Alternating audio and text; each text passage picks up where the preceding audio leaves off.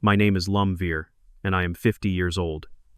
For 35 of those years, my life has been intertwined with the clatter of wooden shuttles and the gentle scent of mulberry leaves.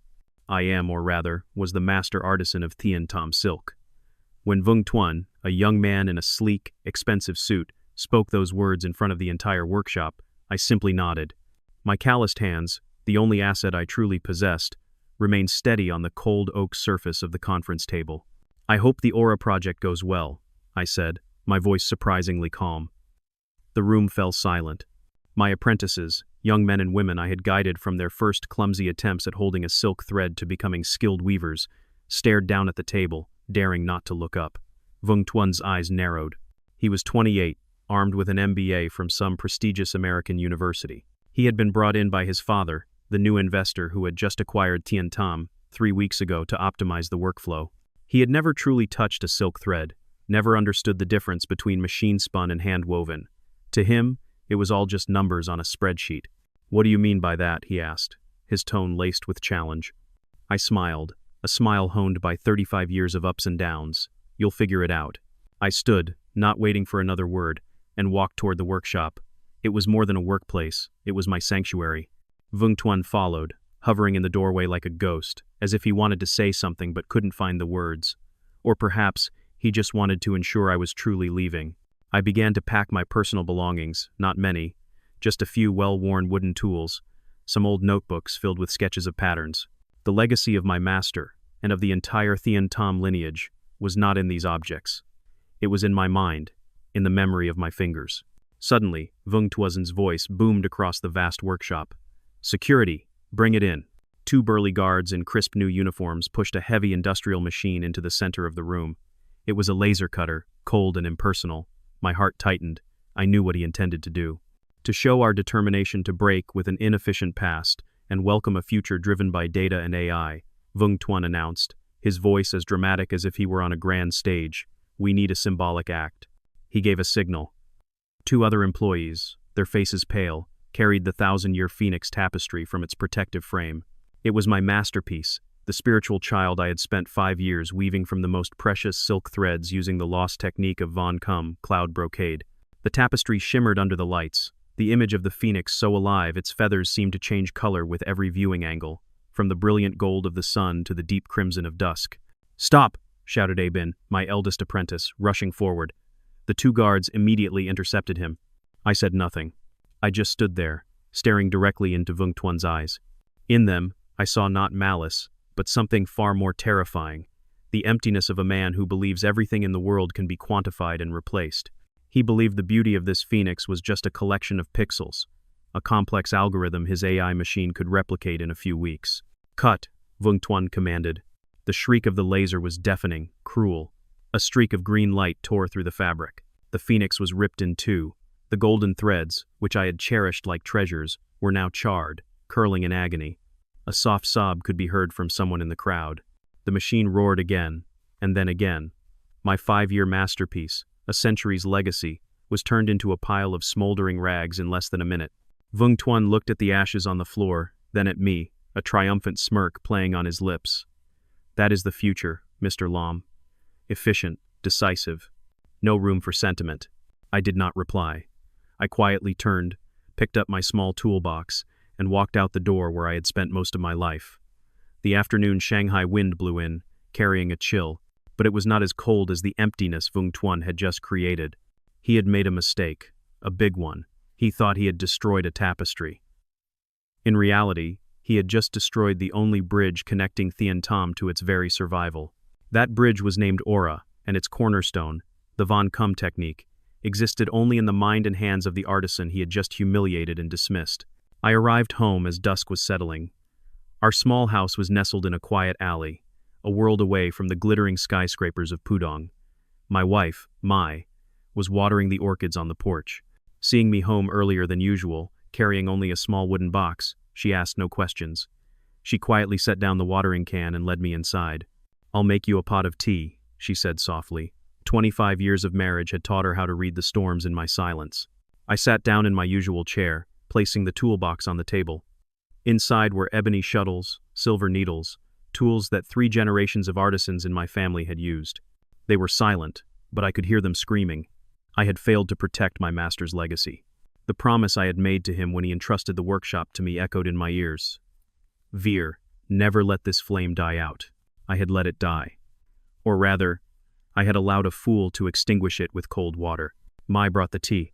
The aroma of tea guan yin filled the room, attempting to soothe the heavy atmosphere. She sat beside me, taking my still trembling hand in hers. "Tell me," she said. And so I told her. I told her about Vung Tuan, his empty jargon, the laser cutter, and the dead phoenix. I spoke calmly, without a single tear, without a word of complaint. The anger, if any, was compressed deep within my heart, transformed into something colder, sharper. He destroyed it? Mai was aghast. She knew how much of my soul I had poured into that tapestry. It wasn't just a work. It was a part of me. He thought it was a way to demonstrate power, I replied, sipping the tea. The bitterness clung to my tongue. But true power doesn't come from destruction. It comes from creation. That night, I couldn't sleep. I went into my study, the room where I usually sketched new patterns. On the wall hung a piece of calligraphy written by my master, "Still heart, fine thread." My heart was anything but still. It was a placid lake on the surface, but underneath, violent currents churned. I opened my laptop, a rare habit. I wasn't skilled with technology, but I knew how to find information. I typed Aura Fashion House and Thien Tom Silk. A series of articles appeared, praising the upcoming collaboration as a marriage of Eastern heritage and Western luxury. The contract was worth tens of millions of euros, demanding the exclusive use of the Von Cum technique for their next haute couture collection. Vung Tuan surely knew about this contract, but he didn't know, or deliberately refused to believe, that Von Cum was not a replicable formula. It was not a piece of code. It was a resonance between the artisan and the material, between experience and emotion. Silk threads have a soul. They need to be listened to be understood. You cannot command them with an algorithm. My phone vibrated. It was a bin. "Master," his voice trembled on the other end. "That Vung fellow has his people searching the entire workshop. He claims you've hidden a secret notebook on the Von Cum technique.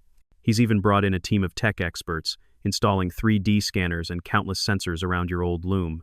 I almost laughed. A secret notebook? I never needed one.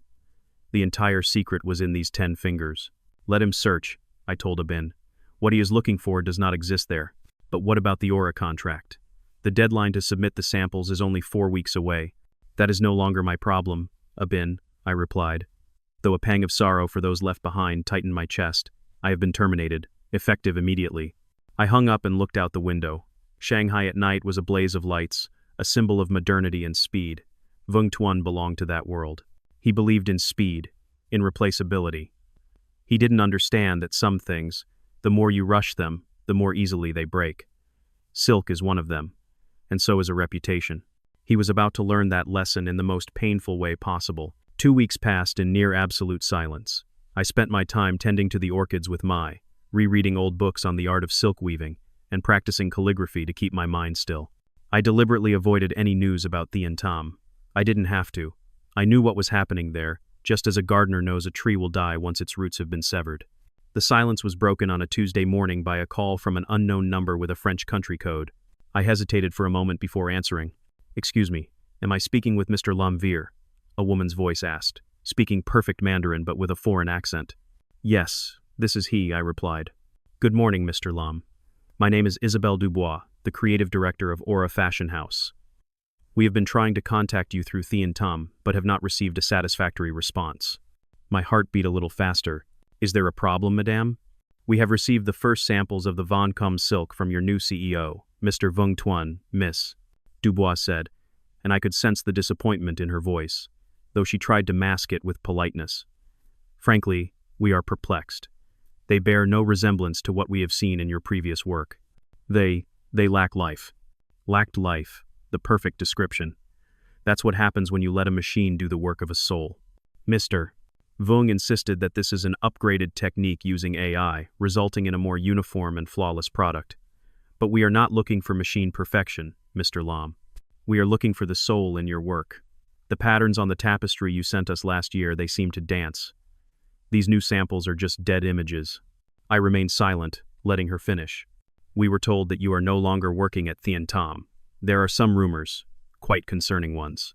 Could you please tell us what happened?" As our key partner, we require transparency. This was it, the moment I had been waiting for. But I wasn't going to complain or lament. The best revenge is not words, but actions. Madame Dubois, I said, my voice still calm, I have retired. The new management at Tien Tom has a different vision, a more modern one for which I, an old craftsman, am no longer suited. Retired? Miss Dubois sounded surprised.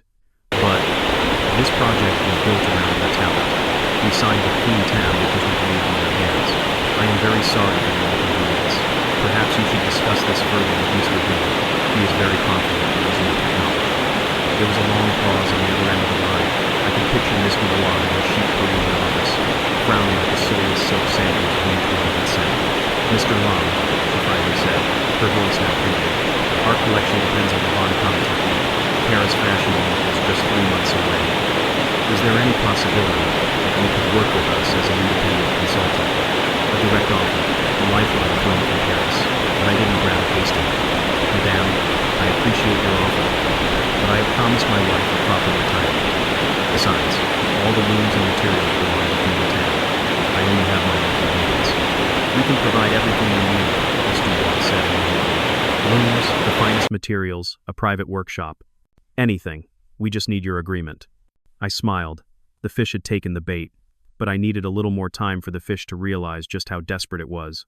Please give me some time to consider, madam. I will get back to you. I hung up, feeling a new surge of life flowing through my veins. My phoenix may have been destroyed, but its ashes were beginning to rekindle a new flame. At the same time, across the city, Vung Tuan was likely still smugly looking at his AI machine, completely unaware that an echo from Paris had just sounded, signaling the collapse of the paper empire he was trying to build. At Tien Tom's headquarters, Vung Tuan was pacing in his glass-walled office like a caged tiger. Outside, employees worked with their heads down, trying not to make a sound. The tension was thick enough to cut with a knife. On his massive desk lay the silk samples woven by the Shenji AI machine. Under the stark white LED lights, they looked perfect. Every thread was uniform, every pattern precise to the micrometer. Not a single flaw, but that was precisely the problem. Their perfection was lifeless. He picked up a piece. It was soft, but it lacked warmth. He held it up to the light, turning it back and forth. The phoenix pattern on it did not change color. It was just a static image, a flat copy of the masterpiece he had ordered destroyed. Why? He roared at the team of tech engineers cowering in the corner. What am I paying you millions for? Why doesn't it change color? The lead engineer, a middle-aged man with thick glasses, spoke timidly. CEO Vung, our algorithm has analyzed thousands of Master Lam's old samples. We have replicated the exact fiber structure, weave density, and dye composition. Theoretically, it should work. Theoretically? Vung Tuan threw the fabric onto the desk. Aura doesn't pay for theory. They pay for magic. They want the silk that dances. Do you understand? Maybe there's a secret ingredient in the dye that we haven't detected, a young engineer ventured. Or a special type of silkworm. Then go find it, Vung Tuan yelled. Tear this whole workshop apart. Analyze everything. I want an answer by the end of the day. The engineering team hastily retreated. Vung Tuan sank into his chair, running his hands through his hair. He couldn't understand. Data was truth. Everything could be deconstructed, analyzed, and replicated. How could an ancient silk weaving technique defy that law? He began to suspect that old man Lomvir had played a trick on him. He must have hidden a formula book, a few drops of some secret chemical. His paranoia grew. He called Abin, whom he had kept on, thinking that as the closest apprentice, he might know Lomvir's secrets. Abin, he said, trying to keep his voice calm. I want you to be honest. Did Mr. Lam leave you anything before he left? A notebook? A piece of paper? Anything? Abin was silent for a moment on the other end. He was standing in the workshop, looking at the cold machines, trying to imitate his master's hands. Sir, my master never used notebooks. Everything was in his head. Nonsense. Vung Tuan slammed his fist on the table. No one can remember a process that complex. There must be notes somewhere. My master's legacy is not a formula, sir. It's a feeling. A feeling? Vung Tuan scoffed. Don't give me that philosophical nonsense. I need results. If you can't help, you can pack your things. He hung up violently. He felt surrounded by fools, people who still believed in vague concepts like soul and feeling. Just then, his desk phone rang.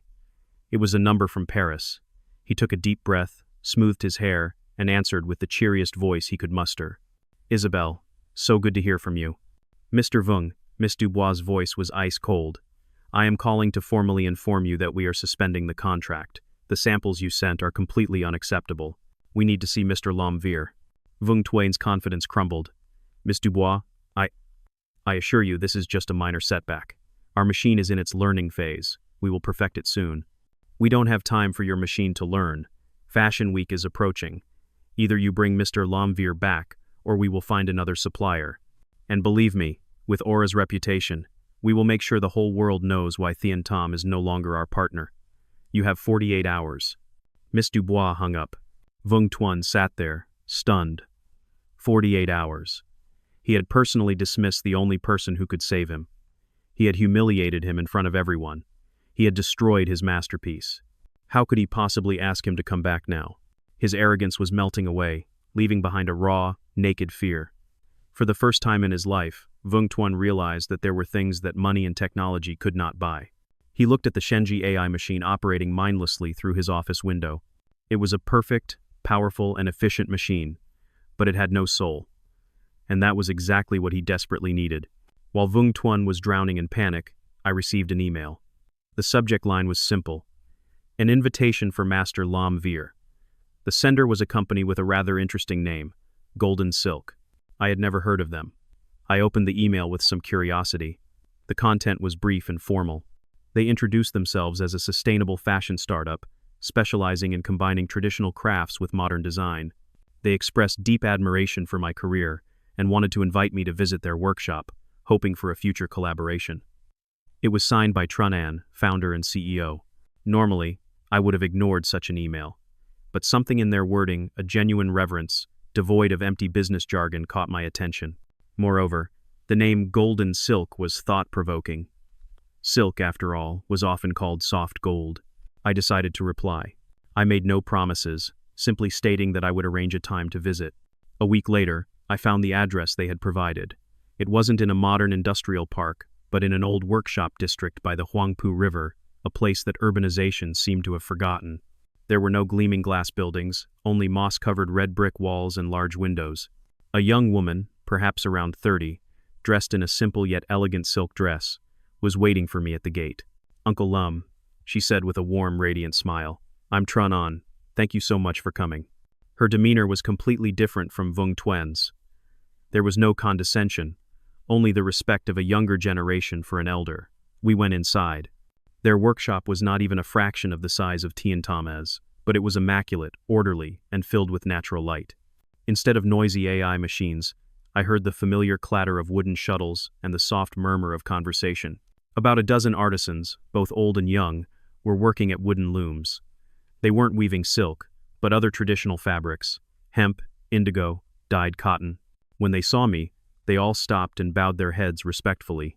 "We are a small company," Trunan said, a little shyly. "We believe the future of fashion lies not in mass production, but in products with a story, with a soul.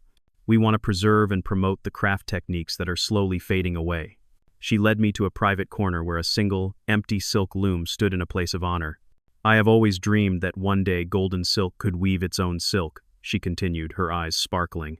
"I've read about you, about the Von Cum technique, and about what happened at Thien Tom." She hesitated. "I know this might not be the right time, and perhaps you've decided to rest. But if there is even the slightest chance, Golden Silk would be honored to invite you to be our chief consultant. You wouldn't be under any pressure for sales or deadlines. You would simply do what you love, and pass that fire on to the younger generation. We don't have much money, but we have respect." I remained silent, walking around the empty loom. I touched its smooth wooden surface. It was new, but sturdily built in the traditional way. I could feel the dedication of the person who made it. I looked at Trunan. In this young woman's eyes, I saw myself 35 years ago, full of passion, ideals, and a boundless love for the craft of weaving. She didn't talk about optimization or data. She talked about stories and souls. This could be the place to rekindle my fire. "This loom is good," I said, my first response. "But the shuttle is a bit light. The thread won't be firm." Trunan's face lit up. She understood I wasn't just commenting on a tool. I was accepting her offer. "We'll have it remade immediately," she said, her voice filled with joy. "And I will need a special kind of mulberry leaf from the Hangzhou region," I continued. Only when the silkworms eat those leaves will the silk be lustrous and strong enough for Von Cum. I'll send someone to find it at once. I smiled. Well then, I suppose we can begin. I wasn't thinking about revenge against Vung Tuan or Thien Tam. At that moment, I wanted only one thing: to hear the clatter of the shuttle again, to feel the softness of silk threads on my fingertips. I wanted to weave again. For an artisan, that is the only way to truly live.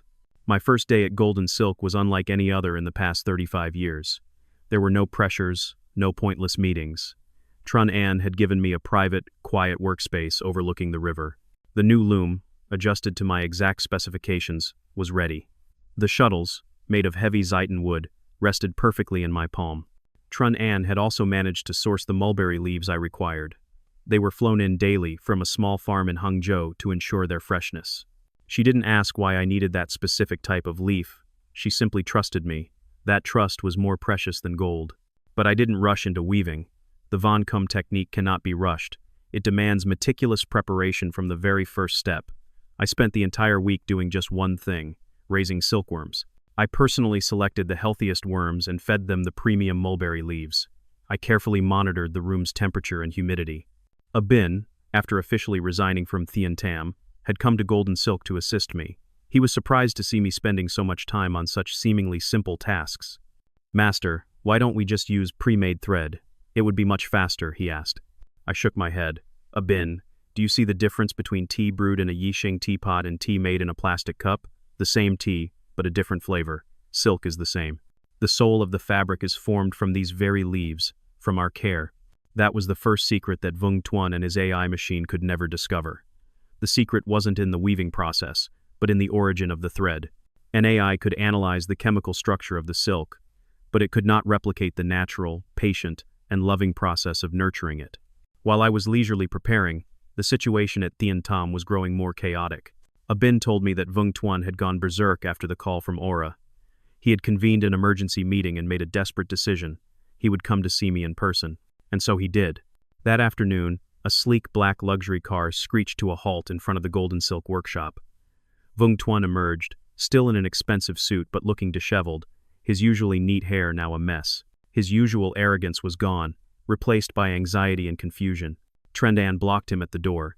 "CEO Vung, you are not welcome here," she said, her voice calm but firm. "I need to see Mr. Lam," Vung Tuan said, trying to peer inside. "This is between him and me. Uncle Lam is busy, and he does not wish to see you. Who are you to decide?" Vung Tuan was losing his composure. "I will pay a high price. Double whatever you're paying him. I just need him to come back and finish the Aura contract." Hearing the commotion, I walked out. I stood behind Trun An, looking directly at Vung Tuan. "What can I do for you?" I asked. Vung Tuan froze when he saw me. He seemed to have a prepared speech, but facing me, all words seemed to have deserted him. Mr. Lam," he stammered. I admit there was a misunderstanding. Thien Tam needs you. We need you to complete the Aura project." I smiled. "A misunderstanding? You call destroying an artist's life's work a misunderstanding? You call firing a man who dedicated his life to the company a misunderstanding?" Vung Tuan's face flushed crimson. "It was a mistake. I admit it. Now let's talk business. I'll pay you any price. Just come back." "You still don't understand, do you?" I said, my voice low. "This isn't about money, it's about respect. You threw that away along with the scraps of the 1,000-year phoenix. Then what do you want?" he almost shouted. "You want me to apologize? Fine. I'm sorry. Now will you come with me?" His apology was hollow, devoid of any remorse. It was just a tool to achieve his goal. I shook my head. "I am working here, at Golden Silk. I have made a commitment. I am not a machine you can turn on and off at will. You should leave." With that, I turned and walked back inside, leaving Vung Tuan standing stunned at the door. The desperation in his eyes was almost palpable. He was used to everything being purchasable with money. But he had just encountered something priceless: the honor of an artisan. That evening my phone rang again. It was the number from Paris. "Mr. Lam," Miss Dubois said as soon as I answered, "I heard Mr. Vung came to see you, and that you refused." "Your news travels fast," I replied. "The fashion world is a small one, sir. I understand your decision, and I respect it. But Aura is truly in a difficult position. So, I have a new proposal. We will terminate our contract with Thien Tam. Instead, Aura would like to sign an exclusive contract directly with Golden Silk. And with you. It was a bold move, signing with an unknown startup instead of a long-established corporation. But I knew Miss Dubois was not one to act on impulse. She had seen the future. We will handle all legal matters, she continued. We will invest in your workshop. We need only one thing, the assurance that the upcoming collection will carry the true spirit of Von Cum. What do you say, Mr. Lam? I looked around the Golden Silk workshop. Everyone else had gone home, leaving just me and Abin. The loom stood there, waiting silently. Golden cocoons were taking shape in the bamboo trays. This wasn't just an opportunity for revenge. This was a chance for rebirth. Miss Dubois, I said, send the contract. The news that Aura had officially terminated its contract with Thien Tom exploded like a bomb. It started as whispers within the industry, but within 24 hours, it was on the front pages of major business and fashion magazines. The stock of the parent company, owned by Vung Tuen's father, plummeted immediately. The headlines were merciless. Thien Tam loses, deal of the century, the collapse of a legacy, when AI fails to replace the artisan. Every article delved into the story of the inexperienced young CEO who fired the last master of the Von Cum technique. The story of the destroyed thousand-year Phoenix tapestry was also leaked, becoming a symbol of the new management's arrogance and ignorance. Vung Tuan was thrown into the eye of the storm. He tried to hold a press conference to calm the public. Standing before dozens of cameras, he looked pale and exhausted. He blamed creative differences and promised that Thien Tom would soon launch its own breakthrough weaving technology. But no one believed him. Tough questions were relentlessly fired at him, focusing on his decision to fire me and destroy the tapestry. He stammered, gave clumsy answers, and finally had to end the press conference in chaos. The storm wasn't limited to the media. Thien Tom's longtime partners began calling, expressing their concerns. Designers who used to place exclusive orders started looking for other suppliers. They had lost faith. Thien Tom, a name once synonymous with quality and prestige, was now associated with risk and instability. Vung Tuan's father, Chairman Vung, a powerful and fearsome man, flew back to Shanghai from Beijing overnight. He didn't go to the company but summoned Vung Tuan to his private villa. Abin heard from an acquaintance in the secretariat that the conversation was nothing short of an earthquake. The chairman's roars echoed throughout the villa. He spared no words in berating the son he had once been so proud of. I gave you a legacy, and you turned it into a pile of ashes. You think an American degree allows you to look down on everyone? Do you have any idea how important that old Lamvir was? Because of your stupidity, the company's value has evaporated by hundreds of millions of dollars in a single day. Vung Tuan could only stand there and take it. For the first time, he realized how large his father's shadow was, and that his failure was not just his own, but a stain on the entire family's reputation. Meanwhile, at the Golden Silk workshop, we were almost untouched by the storm outside. We had our own world. The contract from Aura was signed. A significant investment was transferred to the company's account. Trunan used the money to upgrade the workshop, hire more skilled artisans who had been laid off from Thien Tam, and most importantly, secure the best raw materials for me. I had begun weaving the first meters of Von Cum silk. My hands moved over the loom, a reflex ingrained in my very being. The clatter of the shuttle was as steady as a heartbeat. Abin and the young artisans sat around, watching intently, trying to memorize every subtle movement. I wasn't just weaving silk. I was passing on a legacy. Look here, I told Abin, pointing to a knot between two threads. This knot must be tiny, almost invisible, but it must be strong enough to withstand the tension. It's like trust, very difficult to build, but so easily broken. He nodded, his eyes bright with understanding. Trenan walked in, holding a tablet. Uncle Lum, there's news. She showed me an article. The headline read, Vung Tuan suspended from CEO position at Thien Tam. It was accompanied by a photo of him leaving the company headquarters, surrounded by journalists, looking utterly defeated. I stared at the photo for a long moment. I felt no joy, no sense of victory. I only felt a faint sadness for a young talent who had lost his way, a person consumed by his own arrogance.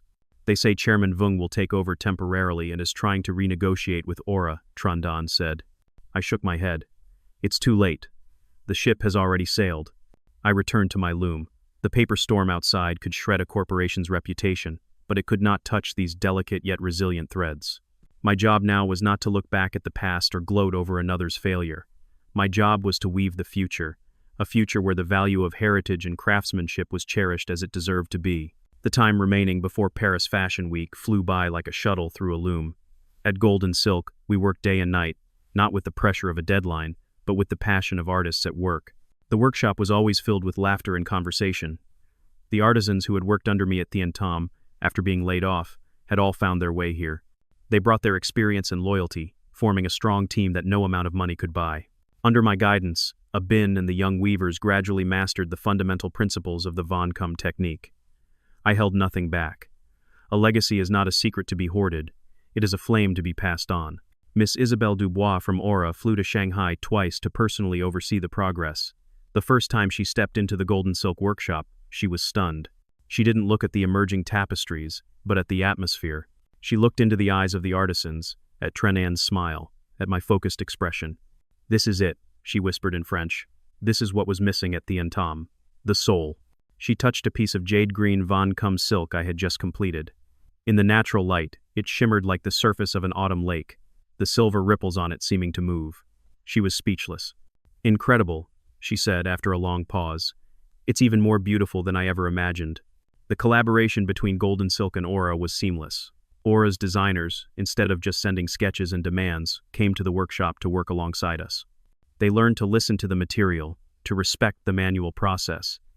And we, the artisans, learned to combine traditional techniques with modern design thinking. It was a truly creative cultural exchange. The final shipment arrived in Paris just a week before the show. Tran and I were there as well. For the first time in my life, I set foot in the fashion capital of the world. But I didn't feel overwhelmed, because I knew that true beauty wasn't in the glamorous boutiques or the splendid runways. It was in the product we had created with all our hearts. Aura's show was the most anticipated event of the week. The hall was packed with the most powerful figures in the fashion world, magazine editors, high-end buyers, and famous celebrities. When the first model walked out in an evening gown made of Von Cum silk, the entire audience held its breath. Under the stage lights, the fabric revealed its magical beauty. The phoenix woven onto the dress seemed to burst into flames, its plumage constantly shifting from gold to fiery red, then to a mysterious shade of blue. It was not a dead image. It was a living creature. Applause began to ripple through the room, at first just scattered claps, but quickly growing into a storm of sound. Every design that appeared was met with enthusiastic acclaim. The collection, titled Phoenix Nirvana, had completely conquered the most discerning audience. When the show ended, Miss Dubois pulled Trenan and me onto the stage. Camera flashes went off incessantly. Standing in the middle of the dazzling runway, I, an old craftsman from a small alley in Shanghai, felt an extraordinary sense of peace. I didn't do this for recognition. I did this because I love my craft. But this recognition was a sweet affirmation. A legacy will never die, as long as there are people who believe in it. The next day, the names Golden Silk and L'Homme Vert were featured in every international fashion publication. They called us the miracle from the East. Orders began pouring in, not just from major fashion houses but also from art collectors around the world. Golden Silk, from an unknown startup, had become a global phenomenon overnight. On the flight back to Shanghai, Trundan showed me a news alert on her phone. It was a brief announcement from the Vung family's corporation, Thien Tom Silk Company, Limited, has officially filed for bankruptcy due to heavy losses and insolvency. An empire had fallen, not by an external attack but by rot from within. My silk phoenix had been destroyed, but another, more powerful phoenix had truly been reborn from its ashes. 6 months after that glorious night in Paris, Golden Silk had moved to a larger new headquarters, a renovated historic villa with a modern workshop, a gallery, and a tranquil garden. We didn't chase quantity. We focused on quality and uniqueness. Each piece of Von Cum silk produced was treated as a work of art, with its own serial number and story. I had officially passed the title of Master Artisan to Bin. He had grown immensely, not just in skill but also in mindset. My flame had been passed on completely. Now, I served only as a consultant, spending most of my time researching lost ancient weaving techniques and teaching the younger generation of artisans. One afternoon, as I was sipping tea in the garden, Tranan approached me with a slightly troubled expression. "Uncle Lum, someone wants to see you." I told him you weren't receiving visitors, but he is very insistent. "Who is it?" I asked. "It's Vung Tuan." I was a little surprised. I hadn't heard any news about him since Thien Tom's bankruptcy. Some said he had gone abroad. Others said he was living in seclusion somewhere. "Let him in," I said after a moment's thought. Vung Tuan walked into the garden. He had changed a great deal. No more sleek suit, no more styled hair. He wore a simple shirt and jeans and looked much thinner. The arrogance was gone, replaced by a look of weariness and resignation. He stood before me, silent for a long moment, seemingly unsure of where to begin.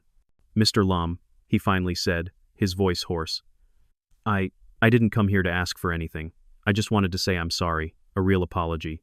He bowed his head, a very deep bow. "I was wrong. I was so foolish and arrogant. I destroyed everything. Not just the company, but the legacy of generations. I am sorry." I remained silent, pouring him a cup of tea. "Sit." He hesitated, then sat in the chair opposite me. He held the teacup with both hands but didn't drink. "After Thian Tom collapsed, my father disowned me," he recounted, his voice flat as if telling someone else's story. "All my accounts were frozen. Every door closed on me. I had to do all sorts of jobs to survive, from waiting tables to working in a warehouse. For the first time in my life, I understood the value of honest labor." He looked up at me, and in his eyes, I saw something I had never seen before: sincerity. I rewatched the video of that press conference. I looked at the footage of myself ordering the destruction of your tapestry. I didn't recognize that person anymore. He was like a demon. "I've read a lot about what you and Golden Silk have done. Now I understand. What you weave is not just silk. It's culture, it's history, it's soul. Things that no AI machine can ever replicate." He put the teacup down. "I don't expect your forgiveness. What I did was unforgivable. I just wanted you to know that the lesson you taught me, though incredibly painful, was the most valuable lesson of my life." With that, he stood up, bowed to me once more, and turned to leave. He didn't ask for a job, didn't ask for a favor. He came only to apologize, and then leave. I watched his retreating figure, a complex feeling rising within me. My anger towards him had long since faded. Now, I only saw a young man who had paid too high a price for his immaturity, but in doing so, had found himself again. Mai came out and placed a hand on my shoulder. "You've forgiven him, haven't you?" I nodded. "True revenge is not watching your enemy fall, Mai. It's when they can stand up, realize their mistakes, and become a better person. Vung Tuan has done that." The fire within me no longer smoldered with resentment. It had become a warm flame, radiating the light of forgiveness and hope. A true legacy is not just the techniques passed down, but the life lessons learned by each generation. A year later, Golden Silk received a special invitation from the government, proposing a collaboration to build a contemporary silk museum in Shanghai. It would be a place to exhibit artistic silk creations, as well as a research and training center dedicated to preserving and developing China's traditional silk weaving craft. Trun An put me in full charge of the project. It was a task even more meaningful than creating expensive tapestries. We were building a home for our heritage. On the museum's opening day, many important figures were in attendance. In the center of the main hall, inside a glass case with controlled temperature and humidity, was a new piece that Abin and I had completed together. It was titled Phoenix Nirvana. This piece was also a phoenix, but different from the thousand-year phoenix. It was not just magnificent, but possessed a deeper beauty. On its wings, I had skillfully woven patterns mimicking binary code and microchip circuits, symbolizing technology. This phoenix did not reject the present, it embraced it, blending tradition and modernity to soar to new heights. As I stood admiring my work, a man approached me. He wore a simple business suit, a pair of glasses, and looked very strong. "Mr. Long," he said, "I am the director of a small tech company specializing in software development for the textile industry." I nodded in agreement. "I have been following your story of Golden Silk's journey," he continued, his voice full of admiration. "Your story has inspired many people in our field. We realize that technology is not meant to replace humans, but to support them. It should be a tool, not a master." He pointed to a phoenix in the case. "This work of yours perfectly embodies that philosophy. Thank you for teaching us a valuable lesson." We talked for a while longer. I realized he was an intelligent and visionary man. His company was developing software to help artisans manage patterns and color palettes more effectively, freeing them from tedious tasks to focus on creativity. It was the exact kind of integration I had always sought. At the end of our conversation, I asked for his name. He smiled, a humble and slightly shy smile. "My name is Tuan, Vung Tuan." I was stunned for a moment. I looked at him closely. It was him, but it wasn't. The man standing before me was completely different, mature, humble, and possessing a wisdom born from bitter experience. He noticed my surprise. After leaving Shanghai, I went back to school, but this time to study programming. I wanted to create something useful, to use my knowledge to right the wrongs of my past. I didn't know what to say. Life truly has turns that no one can predict. My company is new and very small, he continued. But if there's an opportunity, we would be very honored to collaborate with the museum, to contribute our small part to preserving our heritage. I looked at him, then at the phoenix, shining brilliantly in its case. The phoenix of the past was destroyed by his arrogance. The phoenix of the present was being admired by his humility. The thread of fate had tied a truly miraculous knot. I smiled, a genuinely serene smile. Send me your proposal. We will review it. Vung Tuan bowed in gratitude, his eyes shining with hope. He had found his path, a path not of destruction, but of construction. As he walked away, I knew my story had truly come to an end. The sweetest revenge is not victory, but growth. Not just my own growth, but also that of those who had once erred. The legacy I leave behind is not just the Von Kum tapestries, but a story of rebirth. Like the phoenix, from the ashes of destruction, true values will always find a way to revive, more brilliant and stronger than ever before. Vung Tuan's proposal arrived in my office the next morning. It wasn't a glossy presentation with flashy charts. It was a simple, cleanly formatted PDF, presented with humility. I spent the entire morning reading it, not just with my eyes, but with the contemplation of a man who has seen most of a lifetime. The proposal was titled, The Memory Bridge, a digital archiving system for craft heritage. It did not propose using AI to replace artisans or optimize the creative process. On the contrary, its core objective was to serve the artisan. Vung Tuan proposed building a unique software platform where every ancient pattern, every weaving technique, every natural dye recipe could be digitized and archived in detail. But the difference lay in how it was digitized. The software wouldn't just be a 3D scanner. It would have data fields entered by the artisans themselves, the feel of the thread's tension, the change in color under different weather conditions, the stories and legends behind each pattern. It would be a digital library, but one that carried the breath and soul of the craftspeople. Its purpose, as Vung Tuan wrote, was so that future generations, even without hands-on guidance, can still understand the why behind the how. He understood. He finally understood. A legacy is not a static product. It is a living process, a flow of knowledge and emotion. Tran An entered the room, carrying a fresh pot of tea. She saw me pondering at the computer. "What do you think, Uncle?" she asked, her eyes showing a hint of concern. She still didn't fully trust Vung Tuan. The scar he had left on those who once worked at Thien Tom was still there. "He has come a very long way," I replied, gesturing to the screen. "This idea is not bad. It could solve a problem that I myself have been struggling with. My knowledge, the knowledge of old artisans like me, will fade with time. Books and notes cannot capture everything. Perhaps this is how we plant seeds for the future. But to collaborate with him, isn't it too risky? What will people say?" I smiled. "What people say doesn't matter, Anne. What matters is that we are doing the right thing. This heritage belongs to no single person. It is not mine, not Golden Silk's, not the old Thien Tom's. It belongs to everyone. If there is a tool that helps protect it better, why should we refuse it because of personal prejudice?" I knew this decision would be controversial. Abin and the other former weavers would surely object. They could not forget the image of the laser cutter tearing through the phoenix tapestry. But as the one steering this ship of heritage, I had to look beyond the wounds of the past. I had to think of the future. That afternoon, I convened a meeting with the key artisans in Tran An. As I predicted, when I presented the idea of collaboration, a heavy silence fell over the room.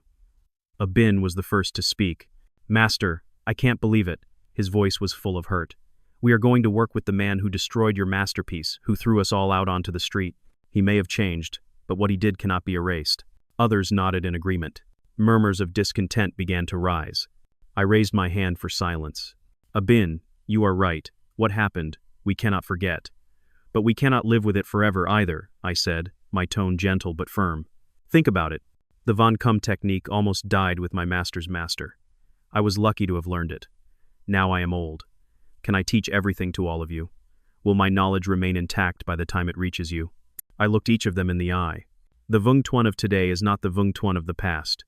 His proposal is not meant to replace us, but to build a treasury for our descendants. It will be a living dictionary, so that hundreds of years from now, people can still understand why this thread must be twisted this way, why that lotus flower must have 7 petals. The silence this time had a different weight. People began to think. "I am not asking you to forgive him," I continued. "I am only asking you to look at the substance of the work.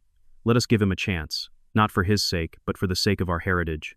The meeting ended without a final decision, but I knew I had planted a seed in their minds. That evening, I sent an email back to Vung Tuan. The proposal is very interesting. Please come and meet with us next week with your team. We will discuss it in more detail. The door was open.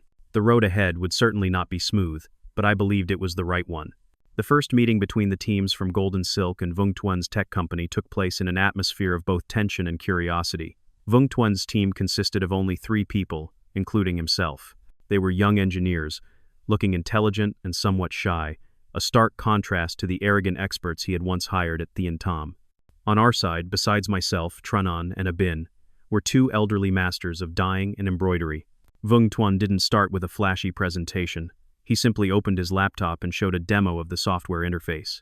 It was simple, intuitive, and focused entirely on data entry. "Masters, ladies and gentlemen," he began, his voice full of respect. "We are not here today to teach you what to do. We are here to learn. We can build the tool, but only you know what that tool needs to have." The first session was a true communication challenge. Artisans like us were used to figurative and sensory language. The thread must have just the right maturity. The blue must have the depth of a lake. The embroidery stitch must fly like a calligraphy stroke. The tech engineers, on the other hand, needed precise parameters, quantifiable data. A young female engineer asked Master Lan, "Our dyeing artisan, ma'am, when you say the water temperature should be as warm as a baby's bath, what is that in degrees Celsius?" Master Lan was flustered. I just use my hand to feel it. I've never measured it." Abin, still skeptical, interjected, "That's experience. How can a machine understand that?" The atmosphere grew tense. Vung Tuan immediately stepped in. "That is precisely the problem we need to solve together. We are not trying to replace Master Lan's feeling with a number. We want to create a new data field, perhaps called sensory notes. The software would record the temperature, say 38 degrees Celsius, but next to it would be Master Lan's own note. As warm as a baby's bath, helps the dye penetrate evenly without drying the silk." Everyone fell silent. The idea was simple, yet profound. It didn't eliminate the human element. It cherished and preserved it alongside scientific data. The work session became more productive from that moment on. We began to find a common language. Instead of trying to translate soul into an algorithm, we sought ways for the algorithm to record and describe the nuances of the soul. The greatest challenge came when we began to digitize the von Cum patterns. A 2D or 3D scan could only capture a static image. It couldn't show the magical color-shifting effect, which was the essence of the technique. The problem is that this effect depends on the viewing angle and the light source. Vung Tuan mused after observing me weave a small sample. It's not a fixed property of the material. He and his team debated animatedly for the entire afternoon. Finally, they came up with a groundbreaking solution. They wouldn't just scan the silk. They would create an interactive 3D model using video game graphics technology. A user could hold the virtual silk on the screen, rotate it under a virtual light source, and witness the color-shifting effect realistically. To do this, they needed data. For a whole week, they set up a multi-angle camera system around my loom, recording terabytes of data on how each thread reflected light from every possible angle. The process required immense patience from both sides. During our collaboration, I saw Abin's attitude gradually change. He started asking the engineers questions, curious about how they processed the data. In turn, the engineers began asking him about the difference between various knots, about how to feel the humidity in the thread. A mutual respect began to form. I realized that the bridge we were building was not just a piece of software. It was a bridge between 2 generations, between 2 worldviews. Silk threads and lines of code, seemingly unrelated, were weaving a new future together, a future where heritage was not frozen in the past, nor dissolved by technology, but was continued and elevated. The collaboration between Golden Silk and Vung Tuan's company, which we named the Digital Legacy Project, progressed smoothly. After 3 months, the beta version of the software was released and received very positive feedback from our artisans. It had truly become a helpful assistant, helping them systematize their knowledge without stifling their creativity. News of this unique project began to spread. A few tech and culture magazines wrote articles about us, praising it as a model for preserving heritage in the digital age. This quiet success, however, awakened a shadow from the past. One morning, Trenan walked into my office with a somber look. She placed a business magazine on my desk. The cover featured an image of Chairman Vung Tuan's father, looking as powerful and ambitious as ever. The headline read, "Tun Fong Group, The Phoenix Reborn, Heritage Meets AI." I skimmed the article. After Thien Tom's bankruptcy and disowning his son, Chairman Vung had not accepted defeat. he had quietly established a new conglomerate called Tanfeng, New Wind. This time his investment was even more massive. He had acquired a large textile factory, recruited a host of AI experts from Silicon Valley, and declared that he would revolutionize the craft industry. Tanfeng's goal was to do what Vung Tuan had failed to do: mass-produce high-end craft products, from silk and ceramics to lacquerware, using AI and robotics. The article quoted him. "Emotion and experience can be quantified. We will analyze the DNA of heritage and replicate it flawlessly, with 100 times the productivity. This is the true future." It was a direct declaration of war. "He's repeating his son's mistake, but on a much larger scale," Tranan said, her voice filled with concern. "With his financial resources, he could disrupt the entire market." I put the magazine down. Money can buy machines, but it cannot buy understanding. He still hasn't learned that lesson. However, I knew we couldn't underestimate this opponent. Chairman Vung was an old fox in the business world. He might fail artistically, but he could succeed in creating cheap products that looked similar to the real thing and use a massive marketing campaign to deceive consumers. That would devalue authentic craftsmanship in the public's eye. Vung Tuan learned the news at the same time we did. He called me immediately. "Mr. Lum," his voice was tense on the other end.